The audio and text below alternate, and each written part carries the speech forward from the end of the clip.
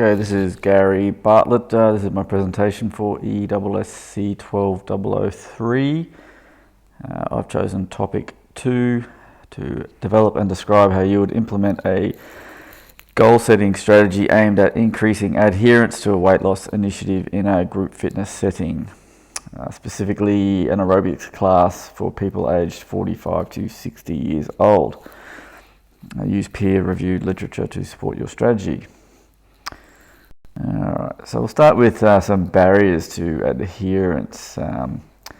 Look, people know what to do, and for some reason we choose not to do it. This is defined in a 2016 study as the knowledge behaviour gap.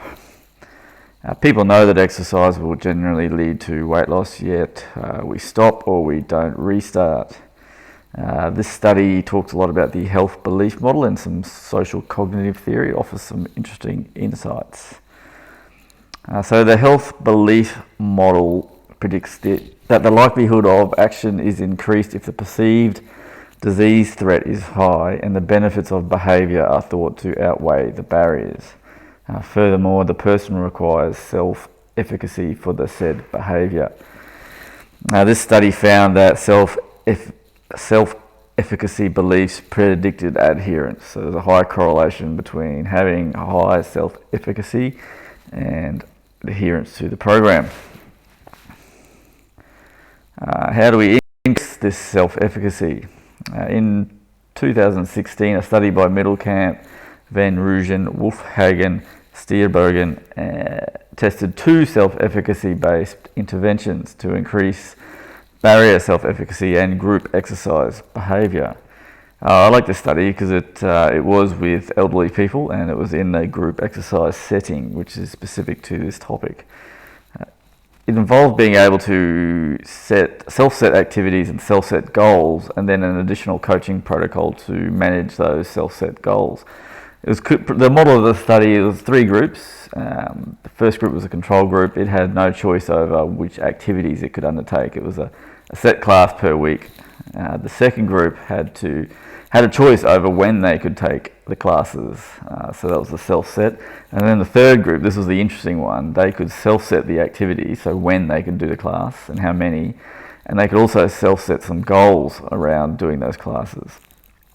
And there's some positive results for implementing a coaching protocol around these self-set goals. It increased self-efficacy, and which led to increased adherence. So let's use those 2 studies as a start point to implement a goal-setting strategy. So I think step 1, we'll try to close the gap, the knowledge behaviour gap. So we'll apply some relevant health behaviour theory. We'll ask the client to explain their understanding of the consequences of being overweight, why they're not exercising. We'll link this to some social cognitive theory about self-efficacy. So we'll check that. We'll try and then move on to step 2 to increase this self-efficacy to help them overcome those barriers.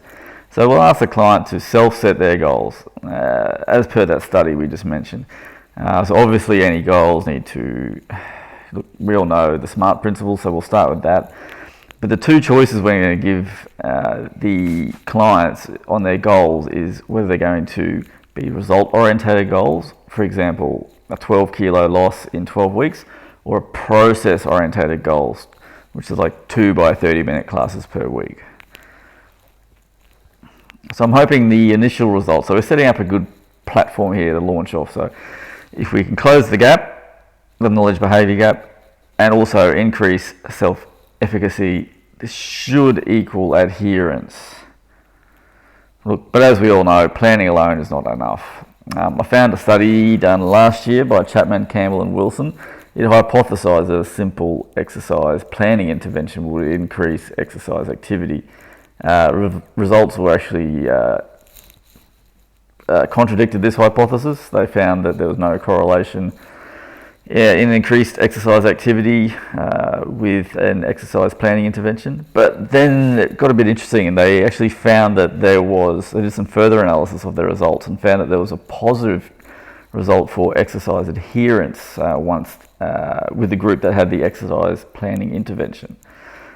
So we're going to combine that study with the middle camp protocol, ongoing coaching protocol, and have follow-up coaching sessions at 4, 8 and 12 weeks to help our clients review those self-set goals. It is important to look at goal setting from not only just setting the goals but implementing these goals. The people that are going to be implementing these goals are the instructor. So I found a study from this year that published some findings from an instructor's point of view, and the findings were that the barriers to adherence were twofold. They were either on expectations or social influences. So the expectations, like the instructor would say that the elderly would often overestimate what they are capable of and then drop out. So the solution they came up with there was to consolidate feelings of achievement. So during the class you'd say things like, can anyone think of something they couldn't do before? Trying to empower them, make sure that they feel like they're getting a benefit from this new behaviour of exercise. It sort of goes back to the knowledge behaviour gap. So if we can show some results of this behaviour to overcome that perceived threat of the obesity, then hopefully we can help them to adhere to this program. The second hazard that the instructors found was social influences. So there's some pretty strong social bonds with the instructors. So if like a new instructor came along, people wouldn't come because they felt loyal to the previous instructor. There was also, like within the group, there were some problems. Like, so people came in pairs, and if one stopped, both stopped. So that sort of prevented some adherence. The solution there was to encourage social cohesion and encourage commitment. Look, this relates to goal setting in terms of keeping people accountable to the goals that they set. So the instructor would often, encourage everyone to check on each other why they're not.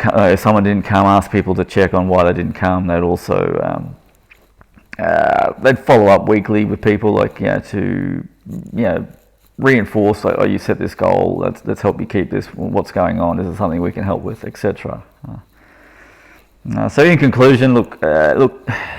I think the key ingredients for goal setting to increase adherence to this kind of class is to start off by closing the knowledge behaviour gap, increase their self-efficacy, and then ongoing coaching to reevaluate their self-set goals, and then ongoing class-to-class management of expectations and social influences. And this is my references. Thank you.